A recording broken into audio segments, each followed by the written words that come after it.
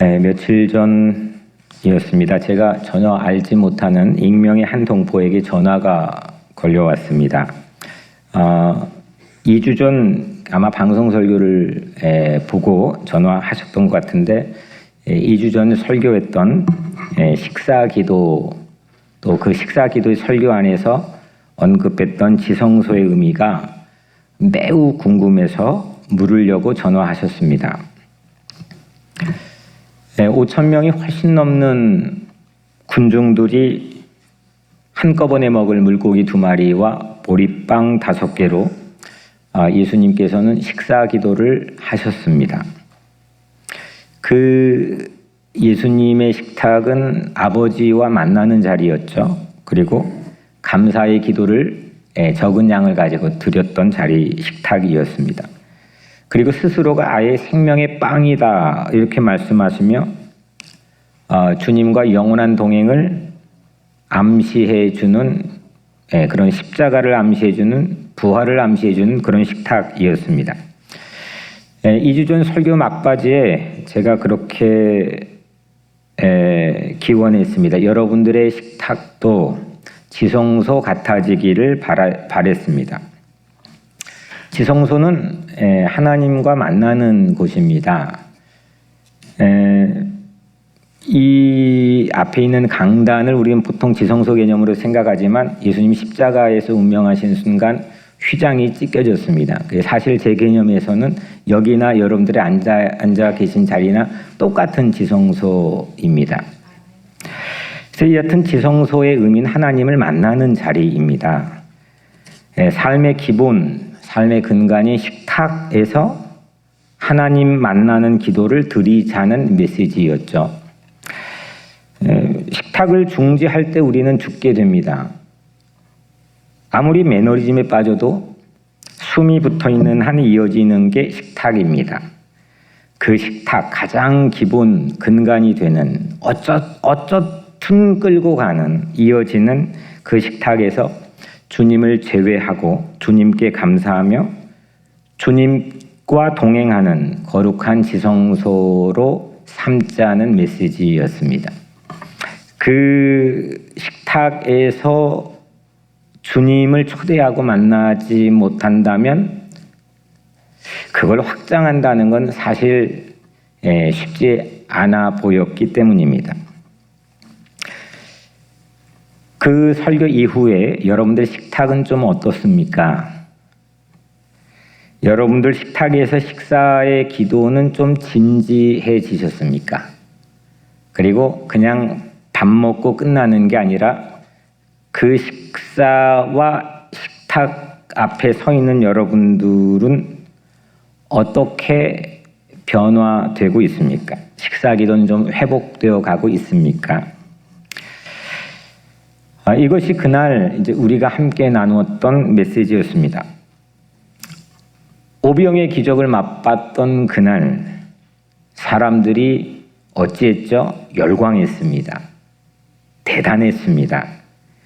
심지어 예수님을 임금, 왕으로 추대하려는 시도가 엿보였습니다. 그래서 예수님은 이를 알아차리고 혼자 산으로 들어가셨습니다. 이것이 그 이야기의 마지막 모습입니다. 오늘 이야기는 이 단어로 시작을 합니다. 저물매. 날이 저물었다는 거죠. 그게 어떤 날이냐면 그 동일한 날입니다. 오병의 기적이 있던 같은 날의 저녁입니다. 화려한 순간은 다 지나가고 제자들은 새로운 항해를 시작합니다. 배는 육지에서 점점점 멀어집니다. 17절 이미 어두웠고 예수께서 아직 그들에게 오시지 아니하셨더니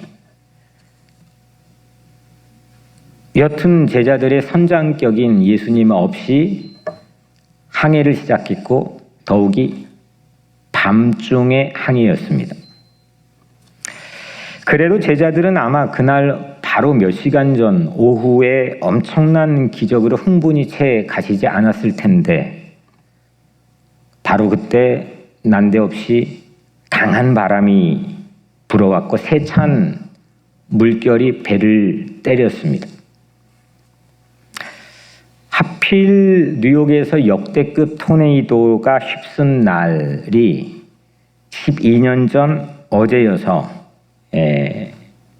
제가 부임했던 해 임직식을 드린 그 주간에 바로 12년 전 어제여서 바람의 위력이 어떤 건지를 전 개인적으로 실감했습니다. 다시 한번 떠올렸습니다. 그때 토네이도가 휩쓸고 가서 제가 살고 있던 포레스트힐이 거의 전쟁터 같았고 또 플러싱이나 또 베이사이드까지 그때 아마 그 현장에 계셨던 분들은 정말 그 어려웠던 참혹했던 그 순간들 바람이 그냥 잠시 휩쓸고 지나갔는데 그 엄청났던 장면들을 아마 목격했을 겁니다. 여튼 바람이 이렇게 세구나 라고 하는 거를 새삼 다시 한번 떠올려 봤습니다. 제자들은 파도를 맞서서 이 맞바람이 일으키는 거센 물결에 맞서서 있는 힘껏 노를 저었습니다. 19절 제자들이 노를 저어 10여리쯤 가다가 있는 힘껏 노를 저어서 10여리 한 5km를 앞으로 나갔습니다. 근데 여기 한 가지 이상한 점이 눈에 띕니다. 갈릴리 호수 길이는 최대 길이가 20km 정도, 그리고 폭의 가장 넓은 지점이 최대 11km 정도입니다.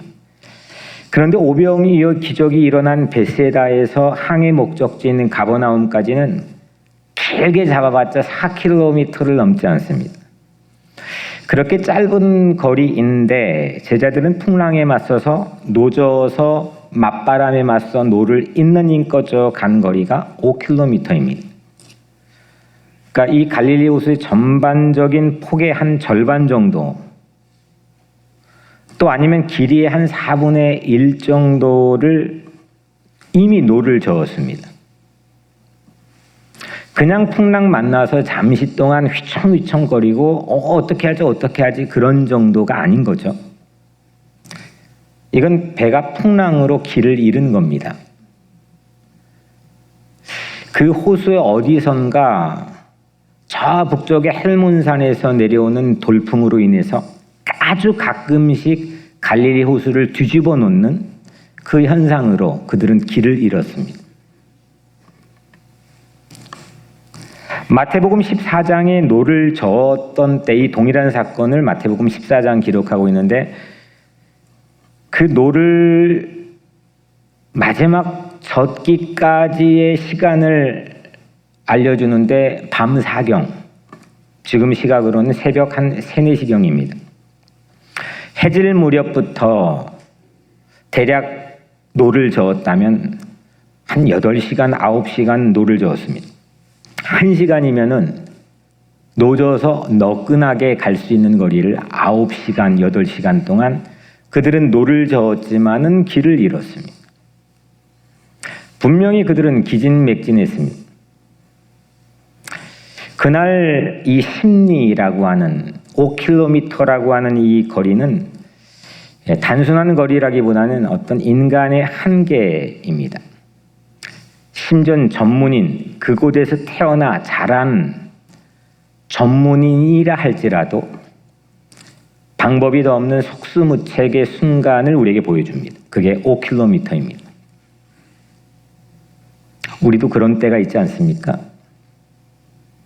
개인적으로뿐만 아니라 역사적으로든 시대적으로도 우리는 그런 순간을 맞이합니다.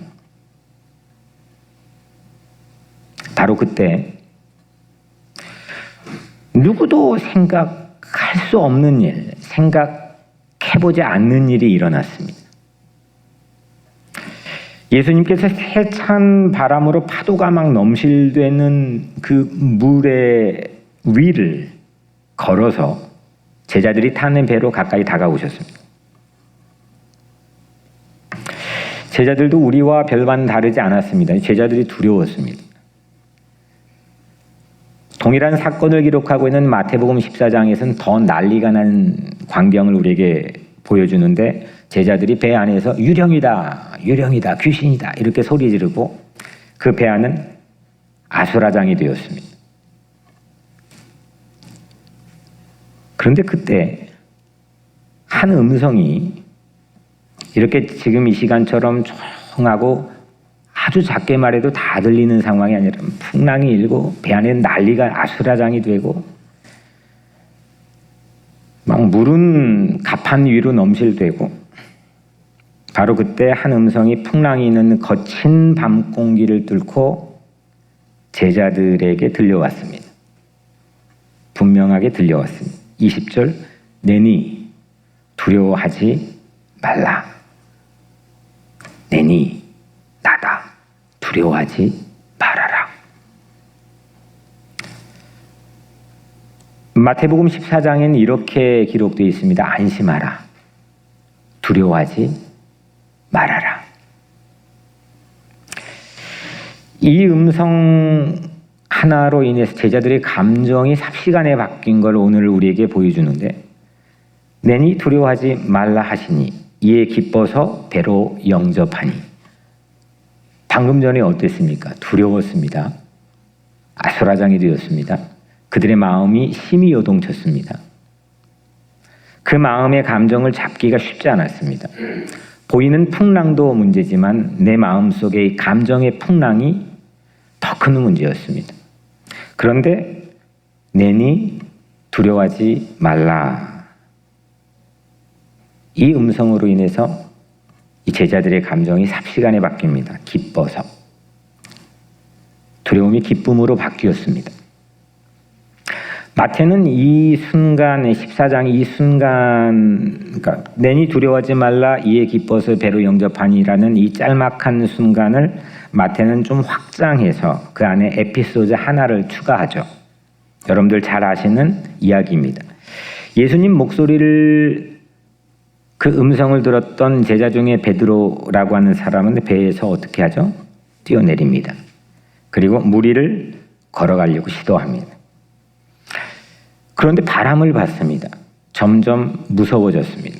그리고 그 베드로의 몸이 물속으로 점점 빠져들어갔습니다. 오늘 이 이야기를 우리가 함께 나누면서 예수님은 자신의 힘과 자신의 정신과 심지어는 예수님이 자신의 감정까지도 모두 다 반사해 주시는 분이시라고 생각합니다. 어릴 적 여러분들 혹시 반사놀이를 해본 적 있으십니까? 보통 남자들은 별로 많이 여자분들은 많이 하죠. 내가 반사 이렇게 말하면 어떻게 되죠? 아, 제 동네랑 다 달았나 보네. 네. 안 해봤습니까? 아, 우리 동네만 했구나. 네. 이게 반사하면은 상대가 말한 게 나에게 오지 않고 그게 맞고 튕겨나가는 거예요. 그러니까 듣기 싫은 말 반사하면은 턱 하고 튕겨나가는 거예요. 너한테 돌아간다는 거죠. 그러니까 성서에도 저주에 대한 개념 자체, 하나님 일을 하는 사람들을 향한 저주에 대한 개념 자체를 이런 식으로 예수님께서 적용하기도 했죠. 근데 여튼 그게 반사놀이인데 예수님은 자신의 모든 걸 반사해 주신 분인 것 같습니다. 반사의 사전적인 뜻은 이게 본래 물리학적 용어인데 일정한 방향의 파동이 다른 물체에 부딪혀서 파동이 일정한 방향으로 가다가 다른 물체에 부딪혀서 나가던 방향을 반대로 바꾸는 현상, 이게 반사입니다. 그러니까 빛이 호수에 비치면 그게 반대로 부딪혀서 위에 있는 상을 호수는 그대로 담게 되죠. 그러니까 호수의 산에 비치는 것도 반사 일종입니다. 예수님 안에는 많은 것들이 있겠죠. 이제 복음서를 통해 우리에게 보여주시는 많은 것들이 있습니다. 특히 오늘 안심하라, 내니 두려워하지 말라. 예수님이 두려우면 그런 말씀 못 하시는 거잖아요. 예수님 안에는 분명히 그 폭풍 치는 그 한가운데서도 그냥 잔잔한 이 물을 받고 오신 게 아니라 풍랑이 막 넘실대는 거기를 받고 오면 예수님 안에 평강이 있으셨던 거죠. 예수님의 평화, 예수님 안에 있는 평화는 제자들에게 반사되는 겁니다. 그러지 않고선 제자들의 마음의 감정이 그렇게 바뀌기가 쉽지 않습니다. 끼리끼리가 과학이라는 말이 있는데 이게 절망적인 사람이 누군가에게 희망을 주기는 매우 어렵습니다. 마음에 앵거가 있는 사람이 누군가에게 평강을 주기가 쉽지가 않습니다. 오늘 이 제자들은 예수님을 본 순간 두려움이 기쁨으로 바뀌었습니다. 그거는 예수님 안에 있는 게 반사되었기 때문입니다. 베드로는 예수님을 봤습니다. 근데 무리를 걸어갈 참이었습니다. 하지만 예수님을 못 보고 바람을 보는 순간, 성경은 그렇게 증언합니다. 바람을 본 순간 물속으로 가라앉았습니다. 그 반사가 굴절돼 버린 겁니다. 성서는 엄밀히 반사의 책과 같습니다. 첫 번째 사람은 하나님의 형상으로 지어졌습니다. Image of God. 하나님의 이미지가 반사되어서 만들어진 게 사람이라는 게 성서의 증언입니다. 그래서 모든 인격은 동등하고 존엄되어야 되는 미국 헌법에 나와 있는 것 또한 그 말씀에 기초하는 겁니다. 하나님은 우리에게 좋은 걸 반사해 주십니다. 그들이 각각에 처해 있는 상황과 환경에 따라 차별하지 않고 하나님 안에 있는 모든 좋은 거를 모든 사람들에게 동등하게 반사해 주셨다는 기본적 신앙이라는 개념이 이 미국의 근간을 이루었습니다. 성경의 마지막인 요한계시록 21장에서도 거룩한 성 새 예루살렘이 하나님께로부터 하늘로부터 내려오는 비전을 요한이 줍니다. 하늘의 반사가 땅의 새로운 도시를 이룩하는 하나님 나라의 킹덤에 대한 비전입니다. 하나님의 반사가 사람이고 하늘의 반사가 하나님 새로운 왕국에 대한 비전인 것. 예수님 부활하시고 난 다음에 승천하시는 순간에 오직 성령이 너에게 임하시면 너희가 권능을 받고 이렇게 말씀하셨죠. 부활하신 예수님께서 승천하기 직전에 예수님의 반사해 주시는 자신을 반사해 주시는 영이 성령이십니다. 제자들은 그 성령의 능력을 받고 예수님 반사해 주신 영을 받고 전혀 딴판의 사람이 되었습니다. 그들은 늘 비겁했고 늘 사리사욕이 있기도 했고 자신의 욕망을 억제하고 절제하기도 쉽지 않았습니다. 그런데 그들은 완전 딴 사람이 되었습니다. 그들은 새로운 성서를 기록하기 시작했고 그 성서의 복음을 증언하기 시작했고 두려워하지 않았고 담대했으며 세상에 이전에 전혀 없던 새로운 공동체를 세우기 시작했습니다. 예수 그리스도의 영, 성령이 그들 안에 반사되었기 때문입니다. 예수님은 오늘 이 시간 우리 안에서도 예수님 안에 있는 평안을 반사해 주십니다. 예수님을 바라보며 풍랑이 있는 인생의 바다를 걸어가는 여러분들 되기를 주의 이름으로 축복합니다. 예수님은 사랑이시죠. 예수님 안에는 무한한 사랑이 있는 걸 우리는 그렇게 고백하고 신뢰하고 따라가려고 합니다. 예수님 안에 있는 사랑은 예수님 따로의 객체, 나 따로 이게 아닙니다. 그냥 흠모하고 사모한 대상이 아니라 예수님이 안에 있는 사랑을 우리 모두에게 반사해 주십니다. 예수님 바라보면 미움의 강을 건너게 됩니다. 예수님을 믿으면 예수님 반사해 주시는 모든 선하고 좋은 것을 누릴 수 있게 되는 거죠. 저는 수술 후에 매일 만보씩을 걷고 있습니다. 이전에는 상상도 못했던 겁니다. 비가 와도 걸었고 기후에 상관없이 걸었고 거의 대부분 일정 끝내고 저녁 시간 정도에 걸었습니다. 때로는 새벽 설교를 준비하다 거의 대부분 막 자정을 30분 남기고 나가면 청청청 막 걷습니다. 어제 처음으로 지난 6개월간 수술 끝나고 걸었던 걸로 이게 셀폰 앱에 있는 거를 계산해 보니까 200만 보를 걸었습니다. 저 수술한 직후에 병원에서는 한 발자국이 뛰는 게 이렇게 힘들다는 거를 체감했었고, 집에 돌아온 직후에는 10발자국이 쉽지 않았습니다. 이게 200만 보가 되었습니다. 그 덕분에 저는 사역을 지속할 수 있었다고 생각합니다. 걸으면서 기도했고, 걸으면서 이 기간의 대부분은 걸으면서 설교를 준비했습니다. 어느 8월의 여름날, 얼마 전이죠. 비 예보가 있었습니다. 그 시각에 비 예보를 알았는데 그날은 이상하게 우산도 없이 그냥 집을 나섰습니다. 집 근처 호수를 여느 때와 다를 바 없이 걷는데 여름 소나기가 쏟아졌습니다. 제법 많은 소나기였습니다. 아예 비 맞을 폭을 하니까 사람들이 피하는 비가 반가웠습니다. 시원했습니다.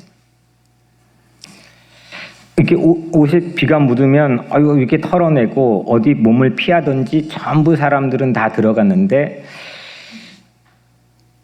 비가 막 억수같이 쏟아지는 날 아무도 없는 그 호숫가에서 너무 반가운 비를 맞았습니다. 비 맞으며 성서를 그날 외웠는데 그게 오늘 본문입니다. 그렇게 성서를 외우며 걷는데 바로 옆에 있는 호수는 물에 젖지 않아 보였습니다. 호수는 울창한 나무들과 푸른 하늘을 반사해 주었습니다.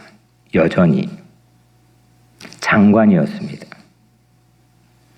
비 오는 날 저도 걸었고 예수님도 비 젖지 않는 호수에 내게 걸어오시는 것만 같았습니다. 예수님을 바라보니 예수님의 기쁨이 제게 벅차왔습니다. 예수님을 바라보니까 남맥에 빠져있는 한반도 분단선에 예수님의 평화의 빛이 반사되는 것 같은 감동이 제 가슴에 채워졌습니다. 이 몇 문장은 제가 그날 비를 맞으면서 제 셀폰에 기록했던 문장이기도 합니다. 소나기를 개의치 않겠다라고 하는 마음을 바꿔먹는 작은 일상에서 풍랑을 밟고 평안을 제게 반사해 주시는 그분을 저는 그날 묵상했습니다. 요즘 혹시 여러분들은 비 오는 날 같은 상황에 처해 있지는 않습니까? 피해 보려고, 안 맞아 보려고, 맞은 상태를 안타까워하며 혹시 서 계시지는 않습니까? 요즘 혹시 여러분들은 제자들처럼 풍랑이 있는 바다를 항해하고 있지는 않습니까? 금세 갈 거리인데 오리무중 길을 잃고 헛심을 팽기는 그런 상황에 처해 있지는 않습니까? 여러분들의 마음의 시선을 바람이 아닌, 환경이 아닌 예수님을 향하기를 축복합니다. 예수님을 바라보기만 하면 예수님 안에 있는 모든 좋은 것들을 우리를 향해서 반사해 주십니다. 그분을 우리는 믿고 있습니다. 요한복음 6장 우리는 함께 읽었는데 이 6장 전체는 6월절이라는 한 명절에 다 모든 사건이 걸려 있습니다. 오늘 읽지는 않았지만 맨 6장 4절 앞부분에 보면 마침 유대인의 명절인 6월절이 가까운지라. 이 암시가 그냥 폼으로 써놓은 게 아니라 그 이후에 오병이의 기적과 그 오늘 이후에 오늘 본문인 무리를 건넌 예수님의 모든 사건이 이거에 다 걸려 있습니다. 오병의 기적도 6월절 원조인 출애굽 식사이고, 무리를 걸어오시는 사건도 출애굽 홍해 도하를 어렵지 않게 연상시켜주는 장치입니다. 다시 말해 6월절이 가까운 명절에 일어났다고 하는 이 사건들은 출애굽을 연상하지 않을 수 없는 겁니다. 제가 비 오는 호수를 보면서 무리를 걷는 예수를 묵상했다면, 오늘 제자 요한은 물 위를 걷는 예수님을 보면서 홍해를 건넜던 조상을 떠올렸습니다. 조상들은 홍해가 갈라졌고 그 바다입니다. 그게 바다가 뭐 어떤 사람은 그냥 갈대 바다에, 그게 어떤 바다든 간에 바다의 바닥 표면을 걸었습니다. 그 심해 바다의 표면을 예측할 수 있는 사람이 없는 상황에서 그 바다의 바닥 표면을, 발바닥을 대고 걸었던 조상들을 떠올렸습니다. 하나님은 파도가 넘실대는 바다에 길을 내주시는 분이구나, 이런 신앙이 그 사건으로부터 전해져 온 겁니다. 길을 내신 하나님의 능력이 홍해에도, 오늘 갈릴리 호수에도 그 능력이 반사된 겁니다. 내게 풍랑일 때가 왜 없겠습니까? 그런 인생이 세상에 어디 있겠습니까? 그런데 하나님의 지팡이가, 홍해를 갈랐던 하나님의 지팡이가 우리 마음의 호수에 반사되어 길을 내시고, 예수님의 발바닥이 우리 마음에도 반사되어 길이 될 줄로 믿습니다. 내 마음에 어떤 투영이 반사되어 품고 살아가느냐, 그게 그 사람의 인생입니다. 그분을 바라보십시오. 진리를 주목하십시오. 제자들은 풍랑을 밟고 걸어오신 예수님을 너무 기뻐하면서 배에 모셨습니다.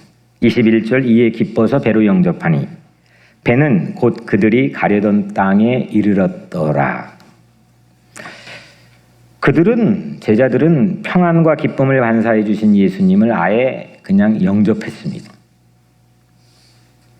기뻐서 배로 영접하니 배는 곧 그들이 가려던 땅에 이르렀더라. 끌어안았습니다. 그랬더니 어느새 가려 했던 지점에 정확히 도착했다더라. 이게 요한의 증언입니다. 17절 상반부, 그들이 출항할 시점에서는 예수는 아직 그들에게 오시지 아니하였더니, 아직, 영어 성경엔 at, 아직 예수님이 없습니다. 21절에 영접하니 배는 곧 immediately 그들이 가려던 땅에 이르렀더라. 이 차이입니다. 인생이라는 게 바로 이 차이입니다. at, 아직. 이것이 immediately, 곧, 즉시로 바뀌었습니다. 예수님을 영접하게 되면 이런 경험을 하게 되는 것이 축복 아닐까요? 예수님과 함께라면 시간이 지겹지 않습니다. 예수님을 사랑하면 무료하지 않습니다. 여전히 풍랑이 일어도 예수님을 영접하면 여전히 풍랑이 일고 있는데 그게 이전 풍랑과 동일하지 않습니다. 내 인생의 배에 예수님을 모십시오. 속도가 살아납니다. 그것은 실제 속도가 빨라졌다는 의미가 아니고 주변의 풍랑이 갑자기 삽시간에 잔잔해졌다는 의미도 아닙니다. 그 배 탔던 그들의 마음이 달라졌습니다. 분명히 호수 어디선가 길 잃고 8시간, 9시간 헤맸던 배였습니다. 1시간이면 갈 거리를 9시간이나 버텼지만 그 9시간 수고 또한 헛수고였습니다. 그런데 오늘 그 사건의 마지막 엔딩의 증언은 어느새 항구에 도착했다더라. 그 노래 아시나요? 아니 벌써 해가 솟았나 아세요? 산울림의 노래죠. 뭐죠? 창문 밖이 훤히 밝았네 뭐 그런가요? 예. 그 다음 몰라요. 예. 끝없는 동굴 같은데 이게 언제 끝나나? 이 지연이라고 하는 거는 우리에게 무료한 뿐만 아니라 자포자기를 안겨주는데 끝없는 동굴 같은 게 인생이고 이 역사라고 생각하고 거기에서 매너리즘뿐만이 아니라 패배주의에 휩싸이는데 어느새 터널 끝에 도착했다더라. 새로운 역사관과 새로운 인생관을 우리에게 보여주는 겁니다. 오늘 마지막 부를 찬양인데 고난 내 영혼 편히 쉴 곳가. 원래 이게 제가 지금 불러야 되는 거거든요. 근데 제가 못 부를 것 같아요. 한번 불러볼까요? 고난 내 영혼 편히 쉴 곳과 풍랑이 일어도 안전한 여기까지만 합시다. 네. 고난 내 영혼 편히 쉴 곳과 풍랑이 일어도 안전한 포구. 이거죠. 풍랑이 일어도 안전한 포구. 여러분들 세상 신앙인들조차 어려움을 덜 당하는 것, 그걸 덜 피할 수 있는 것, 이게 신앙과 비신앙의 차이인 것처럼 여기는 경우가 적지 않습니다. 심지어는 기적 경험의 유무, 오늘 오병이의 기적뿐만 아니라 우리 평상의 일상에 보지 못하는 기적 경험의 유무도 꼭 신앙과 비신앙의 차이는 아닌 것 같습니다. 비신앙의 세계 안에서도 얼마든지 어려움 덜 당하고 출세할 수 있고 기적을 심전히 경험하기도 합니다. 이 차이는 바로 풍랑 일어도 안전한 포구. 이게 신앙인의 고백 아니겠습니까? 예수님과 동행한다면 풍랑 일어도 안전한 포구에 도달합니다. 겨우 까마득히 아직 이것이 어느덧 벌써 곧 이렇게 바뀔 수 있는 것, 그 힘을 우리의 삶, 우리의 공동체, 이 역사에 불어넣어 주는 게 바로 신앙의 능력입니다. 이튿날이 되었습니다. 제자들의 배가 출항했던 베세다, 오병의 기적이 일어났던 그 베세다에서 무리들이 모여서 수군거립니다. 22절, 무리가 배 한 척 외에 다른 배가 거기 없는 것과 또 어제 예수께서 제자들과 함께 그 배에 오르지 아니하시고 제자들만 가는 것을 보았더니, 그러니까 이 사람들은 오병의 기적의 현장에 있었던 사람들이고 여기 참 기가 막히게 이것까지 다 합니다. 분명히 배 한 척이었고 그건 예수님 타지 않았고 제자들만 타고 간 것을 그들은 알았습니다. 그래서 배는 항구에 없었습니다. 그리고 디베랴라고 하는 다른 항구에서 오는 다음 배를 무리들은 타고 예수님 계신 가버나움으로 갔습니다.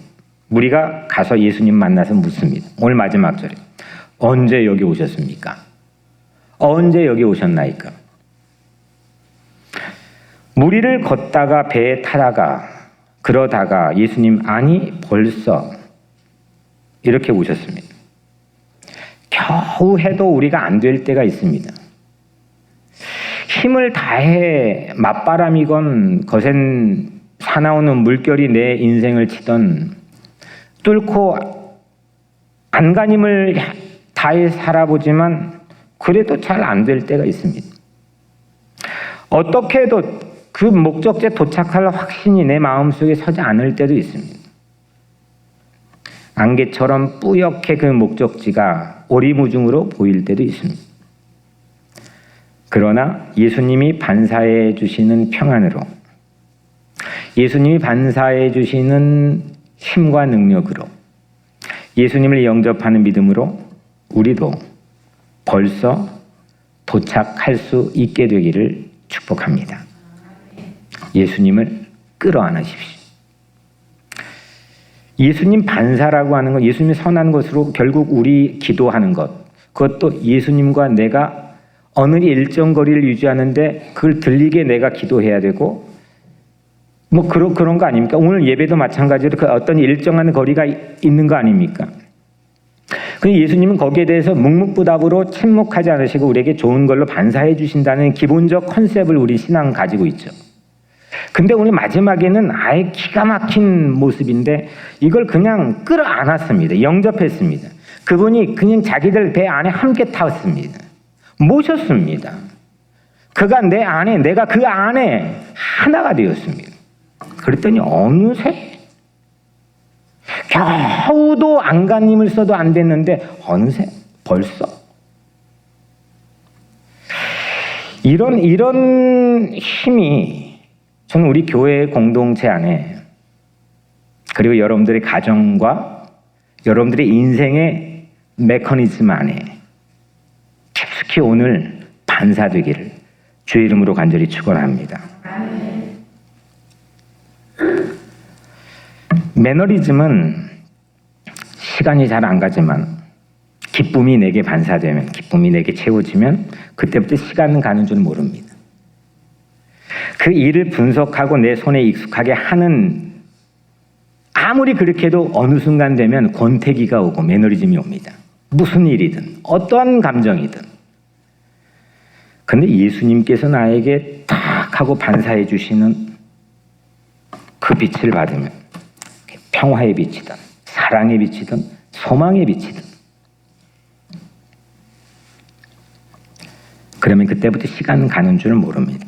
탈진은, 번아웃은 시간이 정말 지루해지지만 평강이 내게 반사되면 벌써 안전한 포구입니다.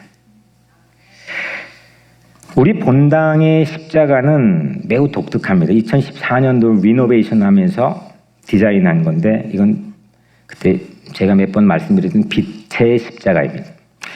이건 저쪽 북아일랜드의 이 영성 공동체에서 온 테마인데, 거기에 없던 한 가지를 제가 추가를 해서 부탁을 건축가에게 했습니다. 이 컨셉은 움푹 파인 곳에 빛을 모으는 거죠. 보통 이렇게 튀어져 나와 있는데 그걸 파서, 오목으로 파서 빛을 그 안에 모았습니다.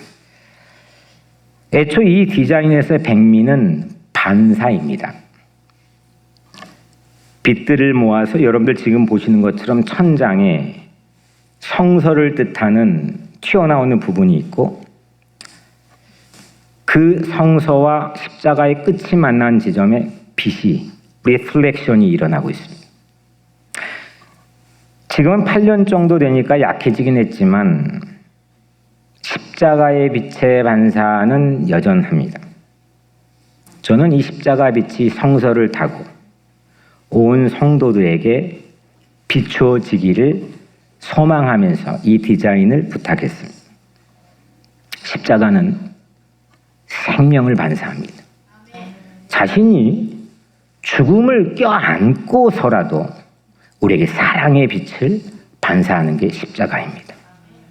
십자가를 바라보는 모든 자들에겐 그 약속을 주셨습니다. 영원한 삶의 빛이 우리에게 반사되어서 캄캄한 풍랑 위라 할지라도, 길을 잃은 오리문중 역사의 한복판일지라도 우리는 그 길을 담대하게 걸어갈 줄로 믿습니다. 홍해 바다 심해 그 바다 표면 바닥을 길을 내 걷게 하신 하나님의 지팡이가 우리에게 반사, 내 마음의 호수에 반사된다면 우리 또한 그 길을 걸어갈 줄로 믿습니다. 역사의 깊은 혼란 속에서도 어느덧 젖과 꿀이 흐르는 약속의 땅에 도착하도록 십자가의 빛은 우리를 인도할 것입니다. 사랑하는 여러분, 예수님은 풍랑이 이는 세상 한복판에서 나를 향해서 찾아오십니다. 우리처럼 날씨 좋은 날, 좀 컨디션이 회복되는 날, 햇볕 쨍쨍 쬐는 가을 어느 날, 이렇게 예수님은 말씀해 본 적 없으시고, 풍랑이 일든 햇빛이 쬐든 구름이 가득하건 바람이 불든 어느 때이든 우리를 향해서 그 무리를 걸어 나에게 찾아오십니다. 예수님을 바라보십시오. 여러분들에게 평안을 반사해 주실 것입니다. 십자가의 죽음을 맞이하면서도 내게 생명을, 영원한 삶을 반사해 주시는, 진리를 반사해 주시는 그분의 사랑을 영접하고 끌어안게 되기를 주 이름으로 축원합니다. 그때 겨우 가까스로 까마득히가 어느새 벌써 곧 바뀌게 될 줄로 믿습니다. 기도하겠습니다. 은혜로우신 아버지 하나님, 감사합니다. 오늘 이 말씀을 통해서 우리에게 반사해 주셨습니다. 이 말씀이 뭇 영혼들의 가슴에 반사되어 그 말씀이 저들 안에 역사하게 하시고, 그 말씀이 저들을 새롭게 빛게 하시며, 그 말씀의 빛이 저들의 모든 어둠을 물러가게 하여 주옵소서. 우리 각자에게 늘 풍랑 위를 걸어 찾아오신 주님, 그 주님을 영접하여 그 십자가의 빛을 우리의 삶에 담아 우리도 세상에 아름다운 선한 빛을 증언하고 반사하며 사는 복된 우리 삶이 되게 하여 주옵소서. 예수 그리스도 이름으로 간절히 기도드리옵나이다. 아멘.